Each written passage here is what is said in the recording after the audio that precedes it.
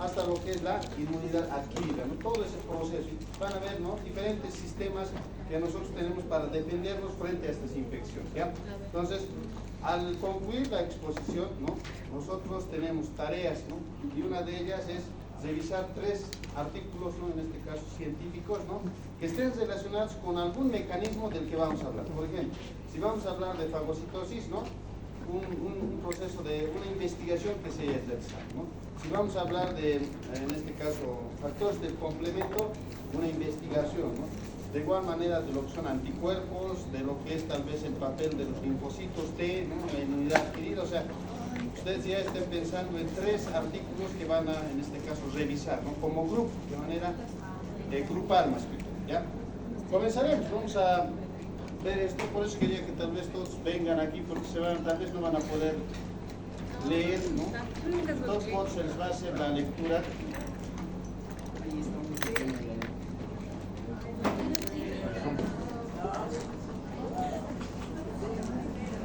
No llegó a ver.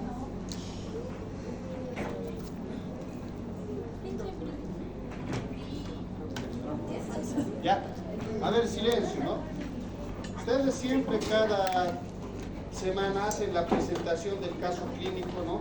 Pero a veces lo colocan, ¿no?, de manera como está, ¿no?, completa, ¿no? A veces es bueno sintetizar y extraer datos que nos importan más que todo, ¿no?, más que lo otro, ¿ya? Por ejemplo, aquí dice, ¿no?, caso clínico, dice, ¿no?, masculino de 12 años de edad, textual, ¿no? O sea, a nosotros nos interesa la edad y el sexo en este caso por la prevalencia de algunas enfermedades, ¿no? Dice, ¿no?, síntomas en este caso, náuseas y vómitos en 4 oportunidades de 2 días de evoluciones, ¿no? Otros síntomas, dolor abdominal súbito de moderada intensidad en mesogástricos, ¿no? Deposiciones líquidas en 4 oportunidades, fiebre intermitente de predominio nocturno de 38 a 39 grados centígrados y diaforesis de 2 meses de evolución, ¿no? Dolor de espalda y dolor de ambas rodillas intermitente y persistente, ¿no? Pérdida de apetito, astenia y adinamia. Entonces, prácticamente todo es el cuadro clínico del paciente, ¿no? Dice, ¿no?, al examen físico, petequias, ¿no?, en este caso, hemorragias microvasculares. Ustedes han llevado, ¿no?, lo que es una petequia, lo que es un hematoma, ¿no? Entonces, ¿una petequia qué es? Una pequeña.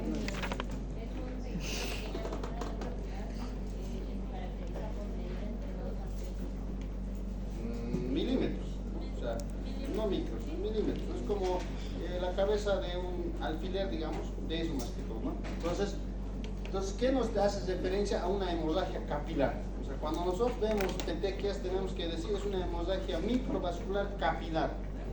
¿Por qué suele darse? A veces suele darse por alteraciones de las plaquetas, ¿no?, o por otras causas que vamos a ver, ¿ya? En tórax anterior y en ambos brazos de las extremidades superiores, ¿no? Piel y mucosas ictéricas, ¿no? O sea, en el anterior hemos llevado, ¿no?, lo que es, en este caso, parte de lo que es la degradación del EM, ¿no? Y ahí hacíamos referencia a las bilirrubinas, ¿no? Bilirrubinas totales, bilirrubinas indirectas y bilirrubina directa, ¿no? La indirecta era la que se produce por hemólisis, ¿no?, y la directa era la que viene ya conjugada en el hígado, ¿no?, y que también puede elevarse por otras patologías, ¿no? Pero ahí está siendo ictéricas, para nosotros es sinónimo de hiperbilirrubinemia. Entonces nosotros tenemos que preguntarnos qué tipo de hiperbilirrubinemia será. ¿Será predominio de la directa o de la indirecta? O sea, ya tenemos ahí un análisis, ¿no? Dice, ¿no?, antecedentes personales, residencia actual, zona Guajara 1 de la ciudad de Oruro hace 2 meses, ¿no? Residencia anterior, distrito minero de Huanuni, por un periodo de, en este caso, 10 años, ¿no? Padre, profesión, trabajador minero, ¿no? El niño en este caso es de 12 años y su papá es de profesión minero, ¿no? Vemos las mucosas ictéricas, ¿no? Vemos la diferencia entre lo que es una petequia y una púrpura, ¿no? Tamaño en este caso de la lesión es más grande en el hematoma, ¿no? Laboratorios.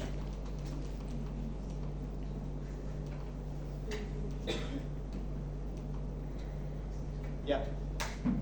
A ver, cuando nosotros tenemos un cuadro clínico con estas características, ¿no? Lo que nosotros tenemos que buscar son estudios que nos permitan, ¿no?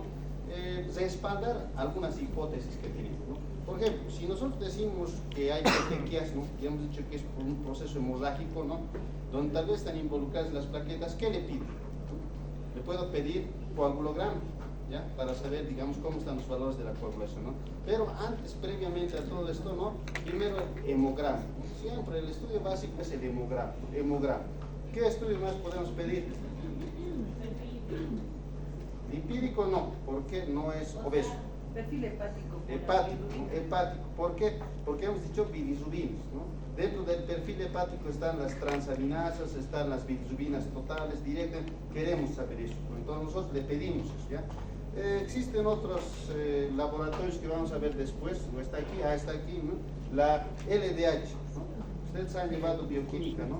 ¿Qué es la lactato deshidrogenasa? A ver, ¿dónde están? Aquí no se nos ha preguntado porque era cuestión de tiempo. Creo que eran las mitocondrias, ¿no? No, los últimos. ¿Quiénes eran los últimos? Cuando han expuesto. Pau de ayer, ¿no? Ya igual a las mitocondrias. ¿Qué es la lactato deshidrogenasa? Lactato deshidrogenasa. ¿Qué es el lactato? ¿En qué proceso se forma el lactato? ¿Dónde se forma el lactato?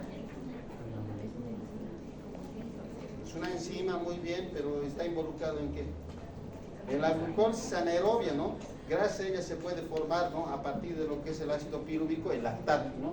Entonces, pero ¿dónde se produce eso? En el citoplasma, ¿no? Vamos a analizar después eso, porque miren, esa LDH es la lactato deshidrogenasa, ¿no? Y ahí normalmente tendría que estar en un rango de 150 a 350 y ahí está 856 unidades integrales, está elevado, ¿no? Y ahí tienen que hacer su análisis, ¿no? ¿Por qué esta enzima está elevada en sangre, ¿no? ¿Dónde se encuentra normalmente? Bueno, ya veremos. Glóbulos rojos, ¿no? Nosotros ya hemos llevado el anterior igual, ¿no? Un valor normal, parámetro de 4.500.000, está 3.200.000, ¿no? Unidades por milímetro cúbico, ¿no? Hemoglobina, que normalmente debería ser, ¿no? 15, 14, hemos dicho, aquí está en un parámetro de 16 a 18, está 8.7, ¿no? Hematocrito, que normalmente tendría que estar 44, 45, hasta 55, aquí está 24.20%. ¿Qué quiere decir esto? Si los tres parámetros están disminuidos, nuestro paciente, ¿qué tiene? Si los tres parámetros están disminuidos, ¿qué tiene nuestro paciente? ¿Qué patología tiene? Anemia, ¿no? Anemia, solamente anemia, porque después se le va a colocar nombre y apellido, puede ser anemia megaloblástica, anemia en este caso de tipo perniciosa, puede ser anemia hemolítica, anemia ferropénica, ¿ya? Eso, pero ya es parte de otros estudios que vamos a solicitar, ¿ya? Por lo pronto nosotros decimos que tiene anemia, ¿no? Leucocitos, ¿no? Miren, justamente hablando sobre el tema, ¿no? Vamos a un poquito relacionarlo con el caso, ¿no? Nos da un parámetro de 7.000, ¿no? Pero miren, nosotros tomamos desde 6.000 a 10.000, ¿no? En este caso, unidades, ¿no? Por microlitro de sangre, ¿no? Pero aquí está 19.000, entonces está elevado, ¿no? ¿Qué término utilizamos cuando se incrementan los leucocitos? Leucocitosis. Entonces tenemos aquí, miren, solamente con el laboratorio paciente con anemia, ¿no? Tenemos una leucocitosis, no sabemos de qué todavía, ahí lo vamos a dejar porque eso solamente nos da el parámetro, ¿no? Linfocitos, miren, normal tendría que estar 30, así también está en su libro, ¿no? Y los neutrófilos tendrían que estar en 62 a 60, pero miren, los linfocitos están elevados, ¿no? Y en este caso los neutrófilos están disminuidos. ¿Qué significa eso? Porque los neutrófilos son los primeros que van a atacar, ¿no? En un cuadro infeccioso, ¿no? Pero en este caso están disminuidos y los que están elevados son los linfocitos. Entonces, ¿qué tenemos? Una leucocitosis a predominio linfocitario, es decir, tenemos una linfocitosis más, ¿no? Linfocitosis y una leucocitosis. Entonces uno tiene que pensar por qué se pueden elevar los linfocitos. Uno puede ser por patologías crónicas, ¿no? Y otro por patologías tumorales. Tumorales. 12 años de edad, centro minero, bueno, ¿no? Toxicidad. Veremos, ¿no? Plaquetas, lo normal es de 150.000 a 350.000, ¿no? Es decir, que está involucrado en esto de la coagulación también y la presencia de petequias. Ya si ustedes ven petequias, piensen, no tendrá plaquetopenia, o sea, tienen que pensar siempre eso, ¿ya? Porque esas lesiones son tal vez típicas por ese cuadro. ¿Cuánto está? 62.000. Están disminuidos. Entonces, ¿qué quiere decir? Que tiene además una plaquetopenia, ¿no? Leucocitosis, linfocitosis, plaquetopenia, ¿no? La lactato deshidrogenasa. A ver. Normalmente este proceso de la glucosa anaerobia y la formación del lactato sucede en el citoplasma, ¿ya? De la célula. Puede ser célula hepática, ¿no? Puede ser célula muscular, ¿no? Si digamos una persona, a ver, normalmente en el citoplasma está cubierto por la membrana plasmática. Si la membrana plasmática se rompe, se destruye, ¿qué va a pasar con el lactato deshidrogenasa? Va a estar libre en la... ¿Y a dónde se va a ir? Primero al intersticio, después ¿a dónde se va a ir? A la sangre. A la sangre, ¿no? A lo que es el torrente circulatorio o al plasma. Entonces su valor va a incrementar. ¿Qué nos quiere decir entonces? Que en alguna parte del cuerpo, posiblemente en el hígado o en el músculo, hay destrucción celular, hay lisis celular. Entonces ya este cuadro es un poquito más grave. Cuando hablamos de lisis celular, esto es grave. O sea, si ustedes ven a un paciente que tiene la lactato deshidrogenasa elevada en la cantidad que nosotros estamos viendo, su pronóstico de este paciente es entre reservado y malo, ¿ya? Vamos a tomar a esta enzima como parámetro para decidir si una persona va a terapia intensiva o no. Es muy importante esta, y miren, y tiene que ver con ustedes le han llevado, ¿no? En este caso, que es bioquímica, ¿no? O sea, es la lactato deshidrogenasa, el ácido láctico, como les decía, ¿no?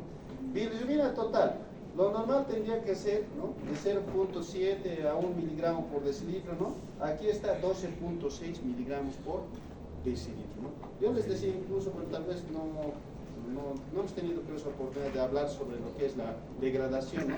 Cuando una persona tiene ictericia, nosotros ya tenemos que pensar que el valor de la bilirrubina está por encima de 2, ¿ya? Por encima de 2 miligramos por decilitro empieza a manifestarse la ictericia tanto en la piel, en las conjuntivas o mucosas. Entonces, antes de hacer un laboratorio, vemos ictericia, no, este paciente tiene 2 miligramos, tal vez más de 2, ¿no? Tenemos que pensar, ¿ya?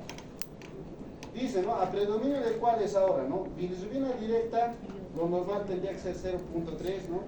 Aquí está 8 miligramos por decilitro, ¿no? Bilirrubina indirecta, que normalmente tendría que ser 4.7, aquí está 4.6, o sea, los dos están elevados. O sea, puede que en este caso se trate de una destrucción de glóbulos rojos, ¿no? Pero también pese a ello, ha ido, ¿no? El hígado ha conjugado y a pesar de conjugar igual se está elevando. O sea, los dos, ¿no? Es como una especie de hiperbilirrubinemia mixta, ¿no? Tanto de la directa como de la indirecta. Entonces todavía tenemos dudas, ¿no? ¿Qué es lo que está pasando con este paciente? La bilirrubina indirecta dijo que era más por hemólisis. No, esta es por hemólisis.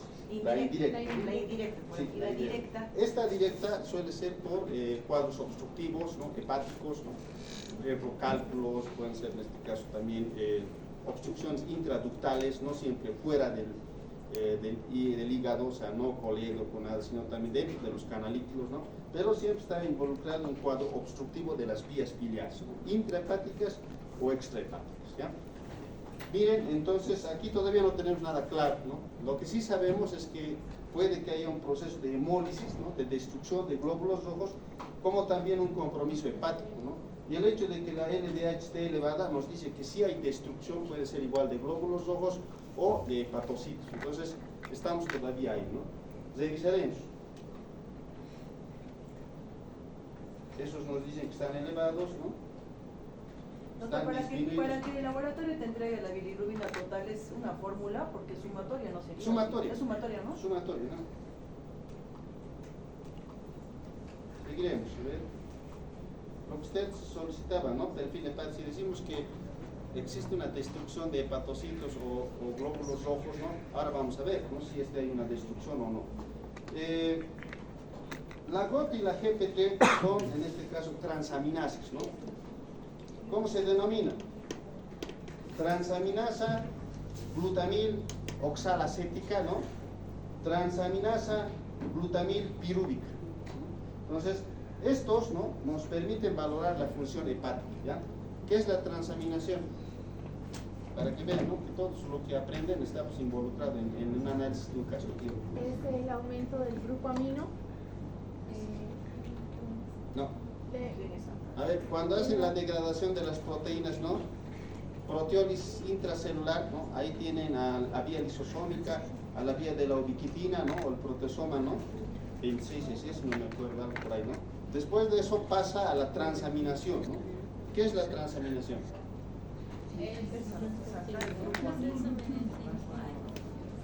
Quitar el grupo amino. Dice transaminación, se hace una especie de intercambio, ¿no?, de los grupos amino, ¿no? Entonces un aminoácido que, bueno, en este caso cede su grupo amino a un alfa-cetoácido, ¿no? Y este se convierte en un aminoácido y el otro, en este caso, se convierte en un alfa-cetoácido. ¿Quién participa en eso? Las transaminaciones. ¿Dónde se produce la transaminación? ¿En qué parte de la célula? Parece bioquímica esta.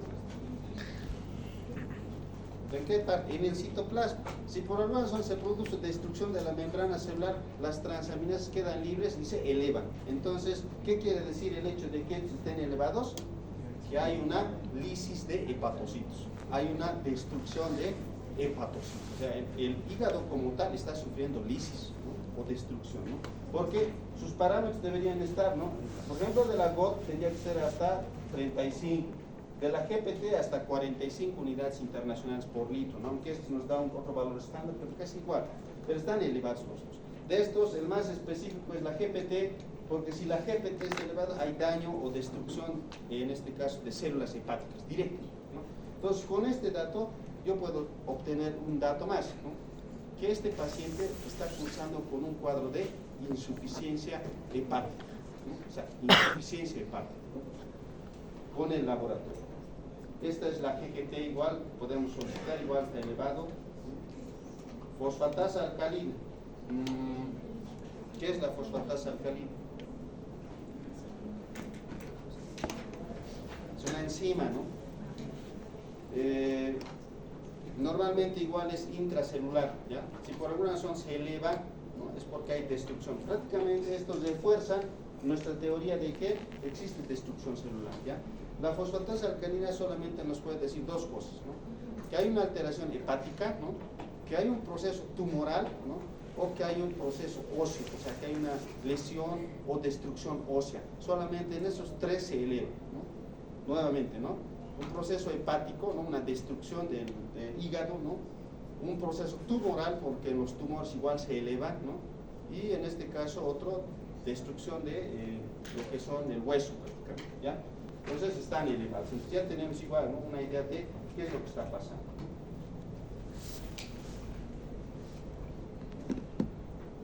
Bueno, nosotros tenemos que recordar, ¿no?, lo que son los órganos linfoides, ¿no?, antes de adentrarnos a lo que es todo lo que es la inmunidad innata o la inmunidad adquirida, ¿ya? Entonces dentro de esto tenemos a lo que son dos, la médula ósea roja y al timo. A ver, antes de pasar. Con estos datos, ¿qué más o menos creen que es lo que está pasando en el paciente? El tiempo de ser comenzando. Power Rangers. ¿Qué está pasando con este paciente? Con estos datos. Hemos dicho que tiene leucocitosis, linfocitosis, plaquetopenia, anemia, ¿no? Después, ¿qué más? Destrucción o lisis de hepatocitos. ¿Qué más? Hiperbilirubinemia, tanto a predominio de la directa y la indirecta. ¿Cómo armamos este rompecabezas? Y a predominio del linfocito. Probablemente hay algún agente infeccioso en el organismo por el cual incrementar el nivel de linfocitos. O sea, que está respondiendo. ¿Qué estudio nos faltaría más o menos para saber qué es lo que tiene este paciente? ¿Qué estudio le harían aparte de todo lo que hemos hecho? ¿No? Perfil hepático, laboratorio, Imagenología. imagenología. Porque usted dice que es de zona minera, ¿no es cierto? Sí. Falta el peso y la Eso más, ¿no? Zona minera más. ¿Qué Faltaría- normalmente hay en las minas faltaría minerales, peso y no? talla. ¿Qué efecto tienen algunos minerales sobre los seres humanos? Una tuberculosis, tal vez. No. Además no tenía compromiso respiratorio, no había, digamos, disnea. Puede ser, pero a ver, cuando se produce una intoxicación por algún mineral, como dicen, ¿no? ¿Dónde principalmente actúa o qué es lo que hacen los minerales? En el aparato respiratorio. ¿Han llevado radicales libres de oxígeno o no todavía? Los rayos ultravioleta, porque nosotros utilizamos protectores solares, ¿qué más? Contaminación por minerales, ¿no? ¿Recién van a llevar? El doctor de estrología les ha de explicar, eso sí no creo. Radicales libres de oxígeno, el anión superóxido, el peróxido de hidrógeno, grupo hidroxilo, nada. Bueno, normalmente estos minerales suelen producir incremento de los radicales libres y hay un problema con los radicales libres. ¿Ustedes alguna vez han jugado, hay esas pelotitas, no ve que rebotan por todo lado? Tú le tiras y pum, pum, pum. El principio de Aristóteles. Entonces, los radicales son así. Hagan de cuenta que esta es una célula, ¿no? Y estos pilares son el ADN, ¿no? Y si por alguna razón se forma un radical, este empieza a, como esa pelotita, destruir todo lo destruye. Los únicos que pueden neutralizar eso son los antioxidantes. ¿Cuáles son esos antioxidantes? La vitamina C, ¿no? La vitamina, no, más que todo el beta-caroteno, más que la vitamina A, el beta-caroteno, ¿no? Beta-caroteno, es decir, la zanahoria, donde encontramos en el zapallo, en el mango, ¿no? Entonces, todo lo que es de color naranja, ¿no? Es beta-caroteno y ese es un antioxidante, ¿no? La vitamina C igual es un antioxidante, ¿no? El pino, que a veces nos recomiendan, ¿no? En este caso ingerir, ¿no? Tiene igual, en este caso, componentes, fitatos y una serie de elementos que son antioxidantes. Nos ayudan a eliminar estos radicales, ¿ya? Pero si nosotros no ingerimos nada de esto, estos radicales dañan el ADN. Y si dañan el ADN pueden producir, ¿no? Tendencia a producir procesos tumorales, ¿no? Niños de 12 años con hemorragias y con una serie de características, ¿qué es lo que ha pasado? Lo que les estoy explicando, pero lo que ha pasado es que ha producido un daño en la replicación de los linfocitos y este paciente, por ejemplo, está cursando, ¿no? Con un linfoma linfoblástico, así se llama, ¿no? Entonces, por eso está incrementado todo, por eso tiene petequias, por eso incluso hay un fallo hepático que después vamos a comprender, porque nosotros hemos dicho que cuando les pregunto, ¿no? ¿Dónde se degrada el M? ¿No? Y ustedes me decían, ¿no? El vaso, doctor, y también en el hígado, y también en la médula ósea. Entonces, nosotros, ¿qué cosa tendríamos que solicitar para ver si es cierto esto? Una biopsia de médula ósea. Nosotros solicitamos una biopsia de médula ósea y podemos llegar a la conclusión de que sí tiene o no tiene un linfoma, ¿ya? Pero sí, vamos a ver, vamos a analizar esto, ¿ya? Les decía, vamos a los órganos linfoides, tenemos a la médula ósea roja. Si yo les pregunto cuáles son los órganos linfoides primarios, solamente son estos dos, ¿no? No van a tener ahí ganglios linfáticos, no van a colocar ahí, en este caso, ¿no? Lo que es el vaso. ¿Qué se produce en la médula ósea? La hematopoiesis y la maduración de los linfocitos B, ¿no? ¿Dónde se produce la maduración? En la médula ósea roja, ¿ya? Diferenciación, el timo, ¿no? Es una estructura que nos permite, en este caso, la diferenciación, maduración y selección de los linfocitos T, ¿no? La mayoría, cuando en este caso no han madurado lo suficiente o incluso han detectado un error, ¿no? Donde estos linfocitos pueden atacar a unas células del cuerpo, son eliminadas, ¿no? Son eliminadas, solamente es como ahorita, ¿no? Como la universidad, ¿no? Solamente los que en este caso han adquirido algunas habilidades y capacidades van a pasar a otros, los demás se van a eliminar. Entonces, esa función tiene el timo, ¿no? Los que sobreviven migran a los órganos linfoides secundarios que vamos a ver, donde se transforman en linfocitos T, ¿ya? Órganos linfoides tenemos a los secundarios, ¿cuáles son? Los ganglios linfáticos, ¿no? El vaso, las amígdalas que aquí tenemos, ¿no? En este caso, el tejido linfoide asociado a mucosas, ya sea el GALT o el BALT, estos están en las placas de Peyer, ¿no? Esto a su vez podemos encontrar en las vías respiratorias, ¿no? el tejido linfoide asociado a piel o SALT, folículos linfoides periféricos de la piel. Entonces, todos esos son órganos linfoides secundarios, ¿no? Donde se van a dirigir los linfocitos de una vez que ya hayan madurado. Hematopoiesis. Nosotros ya hemos hablado de lo que es la sangre, ahora vamos a ver lo que son las células, ¿no? Se dividen en dos series. Una vez que tenemos a la célula madre multipotencial, esta se va a formar, ¿no?, en lo que es la célula madre pluripotencial, y esta a su vez va a dar origen a la serie mieloide y a la serie linfoide, ¿no? Dentro de la serie mieloide vamos a tener, miren, de igual manera al eritrocito, ¿no? Pero a nosotros nos interesa ahora, primero, ¿no?, lo que es la parte de los polimorfonucleares, ¿no? Y después lo que es la parte de los trombocitos, ¿ya? Dentro de los polimorfonucleares podemos mencionar, ¿no?, a lo que es el eosinófilo, el basófilo y el neutrófilo. ¿Por qué se les llama polimorfonucleares?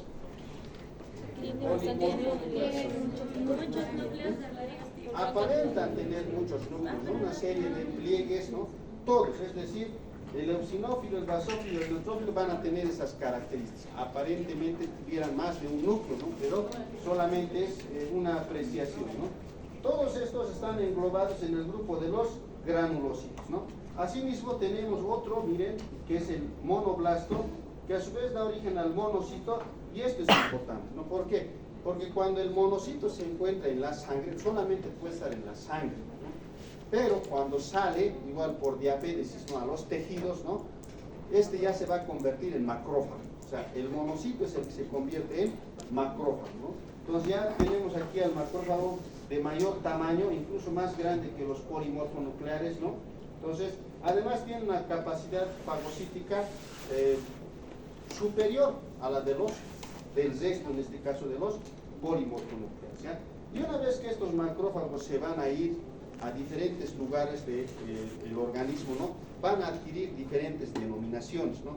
Por ejemplo, a ver, un macrófago en el sistema nervioso central, ¿qué se llama? La neurovía.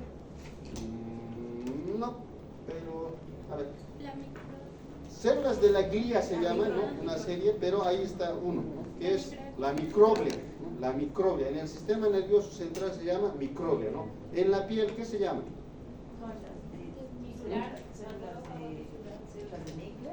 Células de Langerhans, ¿no?, o en este caso listiocitos, pero células de Langerhans, ¿no? En el hígado, células de Kupfer, muy bien. En los pulmones,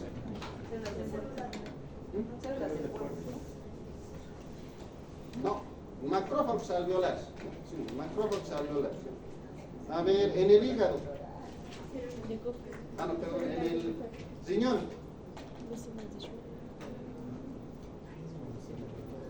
en el riñón, en el pulmón es macrófagos, en el riñón.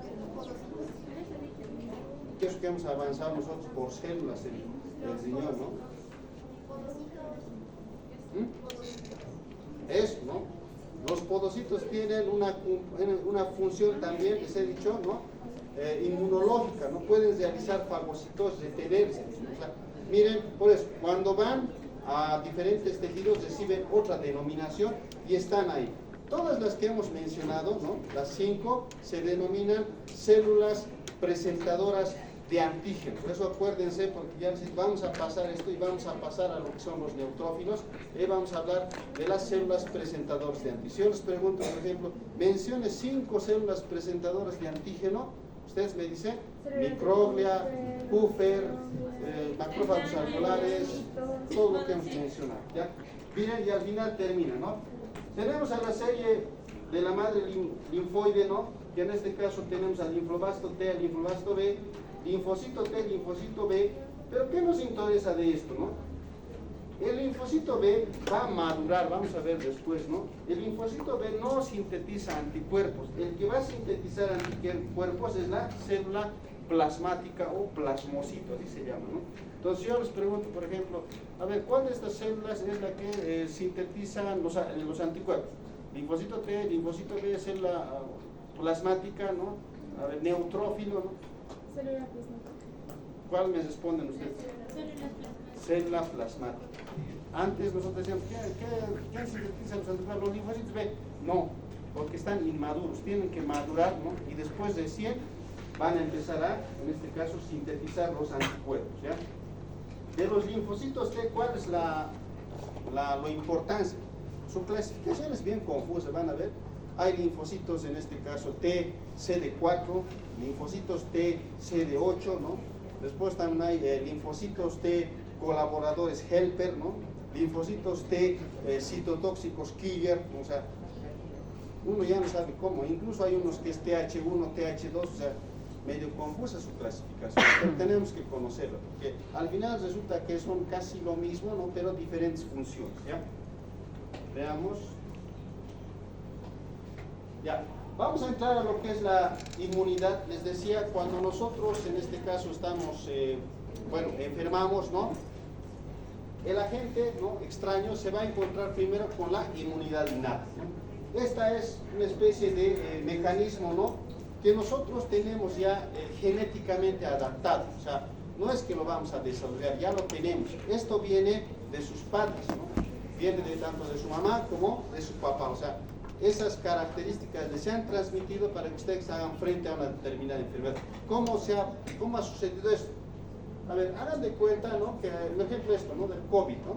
En cierto modo estaba involucrada la genética en el COVID, ¿ya? Ustedes han sobrevivido, ¿ya? Y en cierto modo han adquirido inmunidad, ¿no?, a este virus, ¿no? Y eso lo van a transmitir a sus hijos, para que ellos no, en este caso, lleguen a tener cuadros complicados. O sea, es decir, que genéticamente, ¿no?, la inmunidad se puede modificar. ¿Qué sería lo más conveniente, ¿no? Que al momento de que una persona busque una pareja, ¿no?, esta sea, ¿no?, en este caso, fuerte inmunológicamente hablando, para que después su descendencia tenga igual una buena inmunidad. Pero nosotros a veces no nos enamoramos de eso, ¿no? Sería bueno, pero ya dice, ¿no?, comprende los mecanismos de defensa bioquímicos y celulares presentes antes de que haya una infección, ¿no? Estos mecanismos reaccionan solo frente a microorganismos y no frente a sustancias infecciosas, ¿no? Responden de la misma manera ante infecciones repetidas, ¿no? ¿Cuáles son los principales componentes, no? Tenemos a las barreras físicas y químicas como la piel y en este caso los epitelios y sustancias. A ver, por ejemplo, en este caso en las glándulas lacrimales o en la lágrima, ¿qué elementos de defensa tenemos? La lisosima. La lisosima, está bien. Después, ¿qué tipo de inmunoglobulina están en las mucosas, en las secreciones? La A, igual en la saliva hay la A, igual en las lágrimas hay la A, ¿no? La inmunoglobulina A está. Eso es en este caso, una inmunidad de tipo innata, ¿no? La piel igual, la piel tiene un pH ácido, porque los microorganismos no pueden vivir en medios ácidos, tiene que ser alcalino. Entonces, igual, una barrera de protección, ¿no? Otras, ¿no? Las células fagocíticas, ¿no?, o los macrófagos que nosotros hemos mencionado son también parte de la inmunidad innata, y vamos a ver después por qué, ¿ya? Proteínas de la sangre como el sistema del complemento. Yo les decía, ¿no?, cuando el hígado está afectado, un paciente es inmunodeprimido, ¿no? ¿Por qué? Porque el hígado es responsable de sintetizar el sistema del complemento, ¿no? Entonces, igual un tipo de inmunidad innata, ¿no? Y finalmente tenemos a las citocinas o citoquinas, ¿no? Estas son secretadas por macrófagos, por los linfocitos, ¿no?, que están involucradas, son proteínas igual que están relacionadas con la amplificación del proceso inflamatorio, ¿no? Responden a estímulos comunes de microorganismos relacionados. Vamos a hablar de ellos. Es la primera línea de defensa ante los microorganismos. Cuando viene una infección, los 4 empiezan a, en este caso, participar, ¿ya? Dentro de lo que son las citoquinas, miren, vamos a mencionar algunas, tal vez un poco más relevantes, ¿no? Tenemos al factor de necrosis tumoral alfa, ¿no?, que es inductor de la inflamación, ¿no?, y efectos sistémicos peligrosos, ¿no? Cuando se amplifica, en este caso, cuando se eleva la cantidad del factor de necrosis tumoral, una persona pierde el apetito, ¿no? Ustedes ven a un paciente, ¿no?, con una infección y le ofrecen un alimento y dicen, no quiero comer hoy, ¿no? se está elevando el factor de necrosis tumoral alfa. Eso es lo que nosotros tenemos que pensar. No es solamente falta de apetito, se están elevando las citoquinas, es decir, que hay un proceso inflamatorio, ¿ya? La interleucina 1 es importante, ¿no? Al igual que esta, ¿no? Porque estas dos a su vez llegan a estimular el hipotálamo y producen en este caso hipertermia o un proceso febril, ¿no? Igual, cuando tiene fiebre, nosotros tenemos que pensar y decir, la interleucina 1, ¿no? Y el factor de necrosis tumoral alfa están elevados. Entonces, está comenzando una especie de inflamación aguda, por eso tiene fiebre, ¿ya? El paciente que tenía fiebre, ¿no? Fiebre, producción de interleucina 6, ¿no? Fiebre, movilización de metabolitos y shock. Cuando el paciente, ya se ha dicho, tiene factor de necrosis tumoral alfa elevado, pierde el apetito. No, yo no conozco pacientes enfermos que tengan un apetito voraz, ¿no? Más bien están ahí, ¿no? Decaídos, no quiero nada, no quiero, no. Su mejor plato preparen tampoco va a querer. Porque esto está elevado y tiene relación igual con el centro del hambre y en este caso del hipotálamo, ¿no? Está relacionado directamente, ¿ya? Linfocito, interleucina 6 igual está relacionado con la fiebre, ¿no? La interleucina 8, miren, es responsable de la quimiotaxis, es decir, de llamar más neutrófilos, basófilos, ¿no? Al lugar de la infección. La interleucina 12 induce la diferenciación de células NK y linfocitos TH1 que vamos a ver. Entonces, el macrófago, ¿no? Empieza a producir todas estas citoquinas cuando se activa, ¿ya? Degranulación, ¿no? Bueno, en este caso, cuando se activa, en este caso el macrófago, ¿no? Lo que sucede es la liberación de ciertos elementos, ¿no? Que son parte de los gránulos que tienen, ¿no? Por eso se les llama granulocitos también, ¿no? Entonces, estas pueden ser enzimas degradativas, sustancias inflamatorias, como ya hemos visto, quimiosinas, citocinas que hemos mencionado, histamina, ¿no?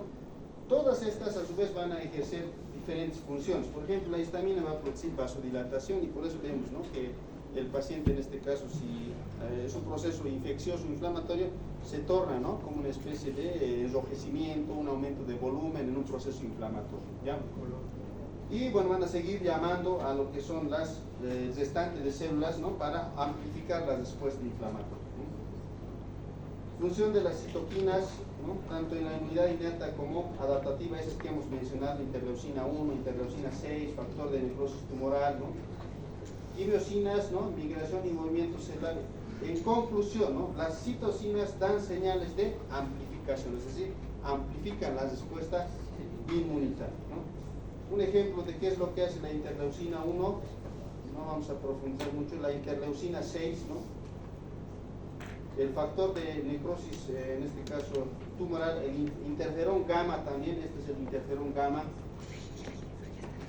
TH1, TH2, ¿no? Bueno, a ver, cuando una persona agarra una infección, ¿no? En realidad lo grave no es que esta persona, ¿qué les digo? No es grave la infección como tal. A veces lo que resulta grave es la respuesta que tiene el paciente, ¿no? Porque cuando un paciente, ¿qué les digo? Se expone a un virus y tiene una respuesta muy fuerte, es como decir, a ver, entran aquí, digamos, 5 ladrones, ¿ya? Y resulta que ahí viene nuestra defensa, ¿no? ¿Y nuestra defensa qué es? Tenemos ahí la policía, el ejército, vienen, bueno, si tuviéramos servicio de inteligencia, viene inteligencia, o sea, por 5 personas, semejante movimiento, ¿no? Entonces, ¿y qué va a pasar? Cuando van a venir con sus tanques, pues van a destruir todo. Para matar a 5 personas, van a destruir todo un manzano. O sea, ¿qué ha sido lo malo ahí? La respuesta del individuo, ¿no? O sea, hay personas que tienen, pues, esa tendencia, ¿no? De que una infección así leve como parezca, dan una respuesta muy fuerte, muy agresiva, ¿no? Que incluso llega a lesionar sus propios tejidos, ¿no? Y la persona no muere por la infección, sino por esa respuesta tan agresiva que ha tenido frente a un agente, ¿no? Y eso, ¿de dónde viene? Como les decía, si hablamos de la innata, está relacionado con la herencia del padre y de la madre. O sea, si nosotros estamos aquí, ¿no? Y no nos enfermamos mucho tal vez, es gracias a sus padres. Pero si se enferman mucho, cada vez enfermos, y no se recuperan, entonces algo no está pasando ahí, algo digamos no está bien. O sea, puede que exista alguna alteración de tipo genética, como les decía, que predispone a infecciones en este caso y todo. ¿Sí?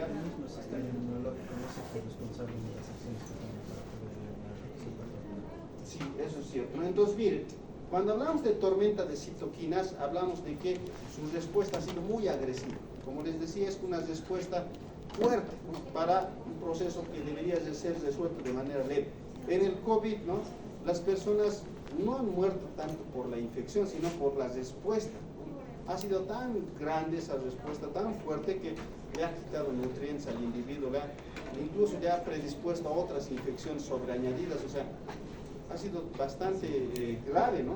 Y por eso han utilizado inmunomoduladores como tratamiento, ¿no? Los que estaban en terapia intensiva, ¿no? Se utilizaban inmunomoduladores, que son sustancias que controlan o limitan la producción de estas citoquinas, ¿no?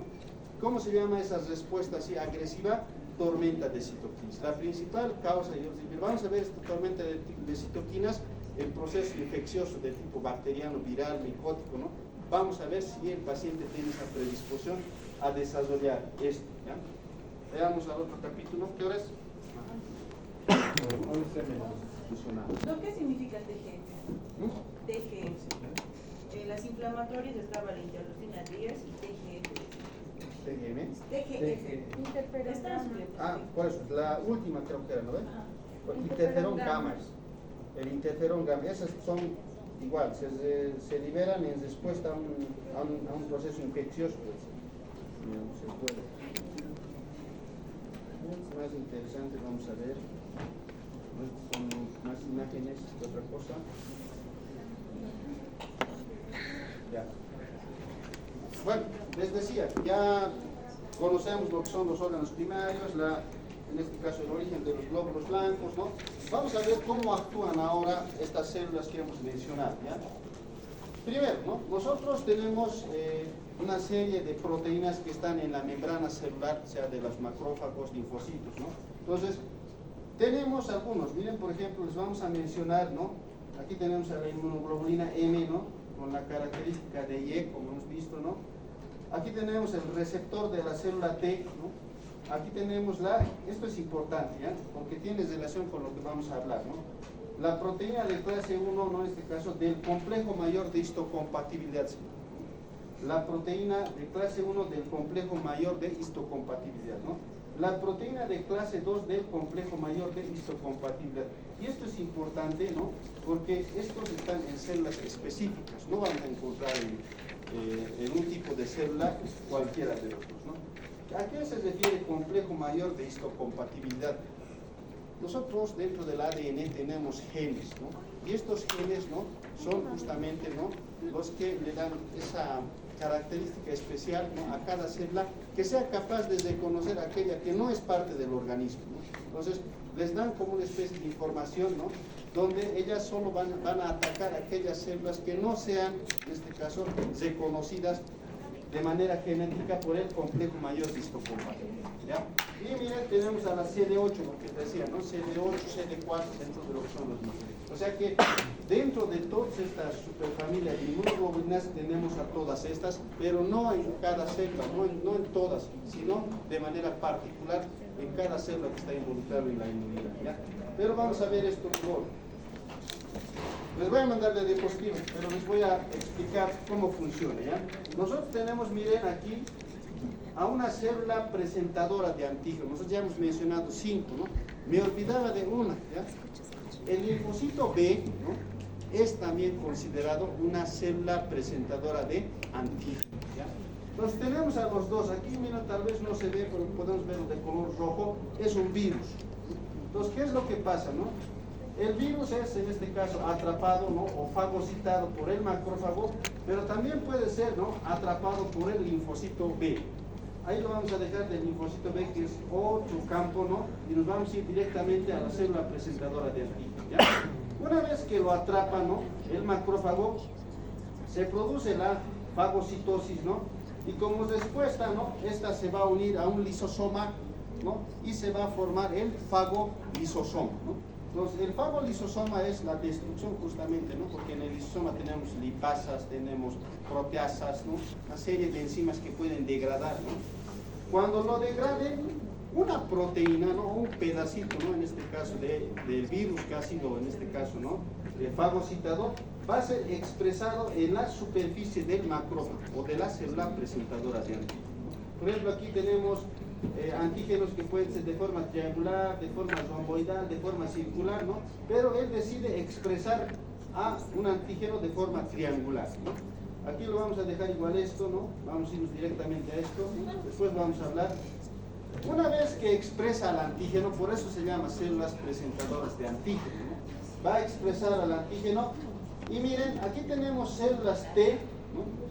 De diferentes características, ¿no? Y cada uno con un clon diferente. Por ejemplo, aquí tenemos una célula T que tiene, ¿no? El anticuerpo plano, ¿no? Aquí tenemos de forma triangular, aquí tenemos de forma tal vez semiesférica, aquí cuadrangular, aquí en forma de M, ¿no? Entonces, un clon, ¿no? Va a reconocer directamente al que es triangular, ¿no? Y una vez que lo reconozca, ¿no? Se va a unir, se va a fusionar. Aquí tenemos a la célula presentadora de antígeno y aquí tenemos al linfocito, ¿no? Al clon en este caso, que ha identificado al antígeno extraño, ¿no? Entonces, una vez que lo identifica, ¿qué va a hacer? Se va a empezar a secretar o liberar, ¿no? Interleucina 1 por parte del macrófago para aumentar el proceso inflamatorio, ¿no? Y a su vez el linfocito T va a empezar a expresar interleucina 2 para producir más clones, ¿no? O sea, es decir, si este ácido que ha sido capaz de reconocer al antígeno, ¿no? Lo que va a hacer es, va a mandar una orden a través de la interleucina 2, ¿no? A la médula ósea, ¿no? En este caso, para que se empiecen a producir estos clones, ¿no? Esto de la clonación, por ejemplo, que igual, ¿no? Hace buen tiempo, ¿no? Se ha presentado con bombs y platillos, ¿no? Nosotros ya lo teníamos incluido, ¿no? Son clones. Una vez que lo identifica uno, se empieza a replicar en la médula ósea para tener un ejército, ¿no? Y este ejército va a ir a buscar ese antígeno y lo va a ir a destruir, ¿ya? Entonces, los linfocitos T, en este caso, citotóxicos, ¿no? Van a identificar y una vez que lo encuentren expresado, ¿no? Van a ir a destruir directamente a la célula. O sea, ellos no lo van a pensar dos veces, van a agarrar, ¿no? Van a encontrar y lamentablemente, ¿no? La célula presentadora de antígeno que tiene ese antígeno, lo van a destruir. Lo van a destruir, solamente destruyen, no van a perdonar nada. Van a ir a destruir todo lo que es, ¿no? Las células presentadoras de antígenos que están infectadas, ¿ya? Y termina así, ¿no? Entonces este camino que siguen es el camino de los linfocitos T citotóxicos, ¿no? Ahora, vamos a los otros, ¿no? Miren, hemos dicho que teníamos, ¿no? Linfocitos T citotóxicos, linfocitos T colaboradores helper, ¿no? Ahora nos vamos a los helper. Aquí, por ejemplo, ¿no? Miren, se une, ¿no? Tenemos al receptor de la célula T para la proteína de clase 2 del complejo mayor histocompatibilidad. Es decir, que los linfocitos colaboradores o helper tienen la proteína de clase 2 del complejo mayor histocompatibilidad, ¿no? ¿Qué van a hacer estos, no? Una vez que los reconozcan, ¿no? Se va a producir igual interleucina 1 por parte del macrófago para que amplifique la respuesta inflamatoria, ¿no? Estas células helper lo que van a hacer, van a secretar igual interleucina 2, ¿no? En este caso, para hacer que estos clones empiecen en este caso, a proliferar de manera más rápida, ¿no? Les van a colaborar, por eso se llaman colaboradores, ¿no? Entonces van a secretar, ¿no? Van a formar sus clones, ¿no? Pero miren, de estos colaboradores, ¿no? Una de estas células va a regresar a la médula ósea y se va a convertir en célula de memoria. Al igual que de los clones de linfocitos T citotóxicos, va a venir y se va a venir a convertir en célula de memoria. Partiendo de esta lógica, ¿no? Si yo, un niño, por ejemplo, de 8 años, se resfría, contrae una enfermedad cualquiera, ¿no? Y yo no intervengo con antibióticos, no intervengo con nada, este proceso va a desarrollarse normal y él va a tener célula de memoria. Si en algún momento de su vida se enferma nuevamente de la misma enfermedad, estos directamente se van a activar sin necesidad de, en este caso, buscar nuevamente la reproducción de clones. Directamente se van a empezar a clonar y se va a recuperar más rápido. Nuevamente se enferma de la misma enfermedad, la respuesta va a ser más eficaz y más eficiente. Nuevamente se enferma, ya no va a tener síntomas. O sea, es decir, que mientras una persona más se expone a una enfermedad, ¿no? Su sistema inmunológico madura más y por ende no se enferma, ¿no? Ahora nosotros, ¿qué hacemos, no? Viene un niño, ¿no? Con una tos, con un resfrío, ¿qué hacemos, no? Su mamá, doctor, quiero que me lo cure, no quiero, rápido quiero que me lo cure, porque no está sufriendo, tiene una tos fuerte. Yo les digo, sí les doy bombas. ¿Se acuerdan de eso que les he dicho? ¿No? Imagínense que yo a ese niño, ¿no? A 5 ladrones se le lanza bombas. Yo sí puedo lanzar bombas. Les puedo lanzar las bombas más poderosas. Y lo puedo curar en un día. ¿Ya? A los ojos de las personas, ese doctor es pues un maestro, ¿no? Me lo ha curado en un día. Con una sola inyección me lo ha curado, ¿no? Pero, ¿qué daño le estoy causando a ese niño? No está desarrollando células de memoria, ¿no? Y si no desarrolla células de memoria, ¿qué va a pasar? Cuando nuevamente se enferme, otra vuelta va a venir a mí, yo le voy a tal vez dar las mismas bombas, le va a funcionar nuevamente, pero su sistema inmunitario va a estar inmaduro, va a seguir y cuando sea más joven peor todavía. Y ahí va a venir añadido incluso la resistencia a los antimicrobianos. Entonces, ¿qué sería lo correcto? Que normalmente durante un periodo de 3 días, ¿no? Con cuidados generales como hidratación, a veces también utilizan, ¿no? Lo que es, a ver, ¿qué más? A lo que yo sé, por ejemplo, la hidratación es muy importante cuando hay un proceso infeccioso, re importante, ¿no? Y así, una serie de medidas generales para no ir directamente a los antibióticos, ¿no? Porque como les digo, un niño viene, yo he visto, ¿no? O sea, un pediatra ya veo su receta y no, pues a ver, digamos, a ver, ¿qué es? A ver, levo en jarabe, ¿no? Levofloxacina. ¿Cómo vamos a utilizar un antibiótico tan fuerte para un resfrío? Habrá, o sea, amoxicilina primero, ampicilina después y una serie de medicamentos, pero levofloxacina después en última instancia, ¿no? Pero y le dan cefixima le dan para un resfrío a un niño. Yo digo, pero es una cefalosporina de 4ª generación, podríamos empezar con otros antibióticos, porque esos no han sido expuestos a nada todavía. Pero no, levofloxacina, después les dan cefixima, amoxicilina más ácido clavulánico, o sea, bombas, ¿no? O sea, ahora que también las madres juegan otro rol importante, pues no quieren verle ni un día enfermo, o sea, pero hay que comprender el proceso, en este caso salud y enfermedad, ¿no? O sea, 3 días con medios físicos, con medidas generales, buena alimentación, ¿no? Esperemos que su sistema también pues madure, ¿no? Para tener, ya les he dicho, estas células, ¿ya? Entonces las células colaboradores o helper lo que hacen es ayudar a que se activen los linfocitos T para formar los clones, por eso se llaman células colaboradoras, ¿no? Entonces igual han sido expuestos al antígeno, ¿no? ¿Qué es lo que pasa por otro lado, no? Tenemos al linfocito B, miren que en este caso ha funcionado como una célula presentadora de antígeno, ¿no? Ha atrapado y en este caso ha presentado, ¿no? A lo que es, en este caso, ¿no? Ha expresado el antígeno, ¿no? Y miren, el linfocito T colaborador, ¿no? Es el que se ha unido, ¿no? Y lo que ha hecho es que, gracias a la liberación de la interleucina, ¿no? Esta ha hecho que madure el linfocito B a célula plasmática. O sea que el linfocito T colaborador helper ayuda al linfocito T y ayuda también al linfocito B a madurar, ¿no? Una vez que maduran, se forma la célula plasmática y esta recién empieza a producir inmunoglobulinas, ¿no? Puede ser M primero, después la G, ¿no?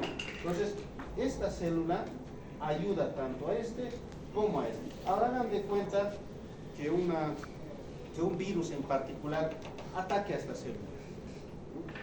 ¿Cuál de estas, según ustedes, es la más importante? ¿El linfocito B, el linfocito T colaborador o el linfocito T citotóxico? ¿Cuál es el más importante? El colaborador ayuda a este y ayuda a este. Si por alguna razón, como les decía, un virus ataca a este, no va a haber inmunidad celular o en este caso lisis, ni tampoco va a haber anticuerpos. O sea, el que parecía que no es importante resulta más importante. Y el SIDA, ¿a cuál de los dos creen que ataca? Es a los linfocitos T, CD4, CD4, a los macrófagos y Ah, ya, pero los CD4 son citotóxicos o son helper. Por eso hay clasificación CD4, CD8, helper, killer, TH1, TH2, pero vamos a ver eso. Bueno, El T8 es el que destruye tejidos. y entonces el CD4 es el colaborador. Entonces, a ese es el que ataca el VIH. O sea, al más importante. Por eso están involucrados los dos tipos de inmunidad. ¿Ya? Vamos a ver cómo actúa. Hemos dicho aquí, miren, hemos dicho, ¿no? Se produce la presentación del antígeno. Vamos a entender esto de manera un poco más profunda. ¿Cómo se produce eso? ¿Ya?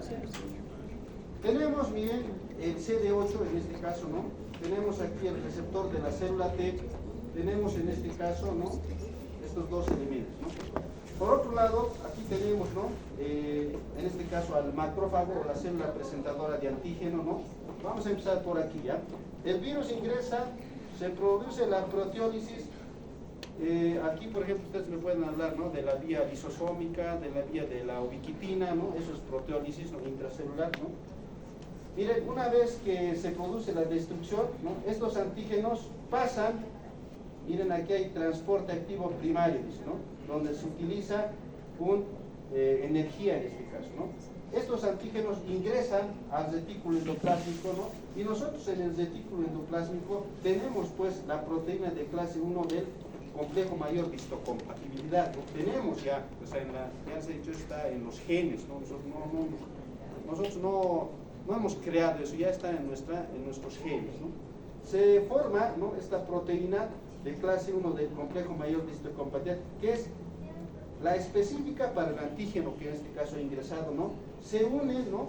Y una vez que se unen, se separan de lo que es el retículo endoplásmico para ser expresadas en la superficie del macrófago, ¿no?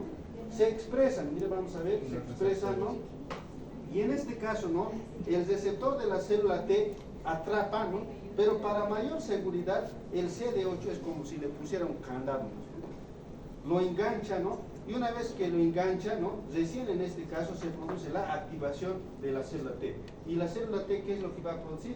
Destrucción o lisis, pero eso vamos a ver después, o sea, bajo qué mecanismo, ¿no? Lo que estamos viendo ahora es el mecanismo por el cual se produce la presentación de antígenos del macrófago o célula presentadora de antígeno al linfocito T, ¿no? Entonces, la unión en este caso de la inmunidad innata con la inmunidad adquirida, ¿no? Gracias a todo este proceso que hemos mencionado, ¿ya? Eso es la segunda. ¿Qué hora es? 11:10. ¿Cuántos son? 6.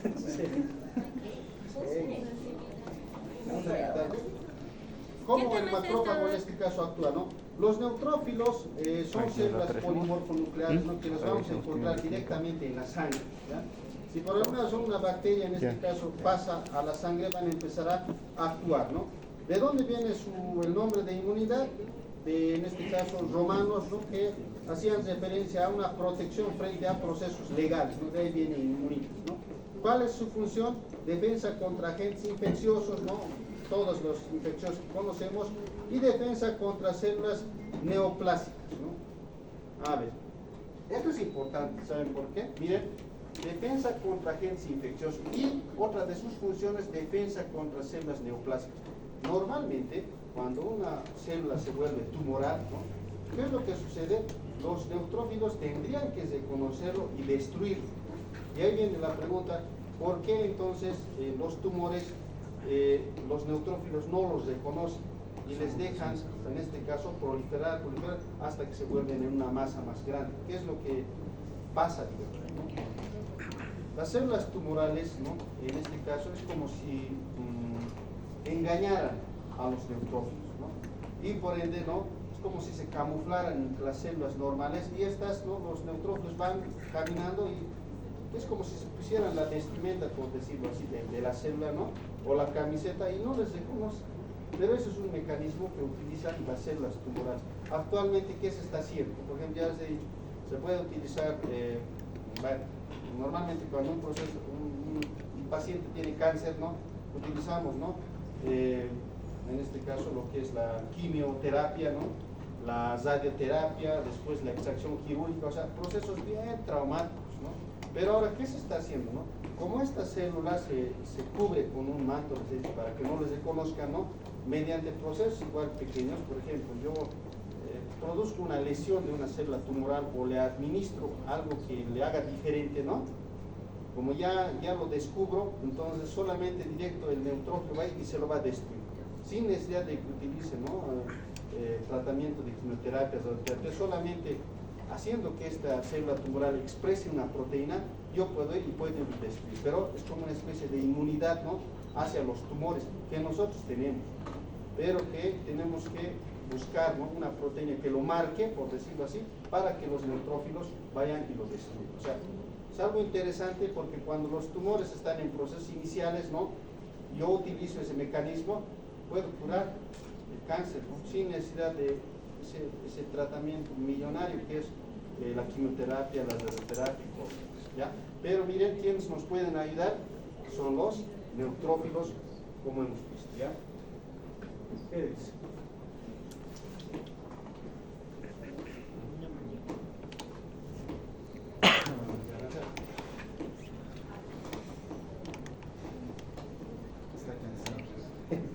Estoy cansado, jefe. 10 minutos de descanso. ¿Qué hora es? Ya vayan a respirar, si no, ya de verdad, 10 minutos.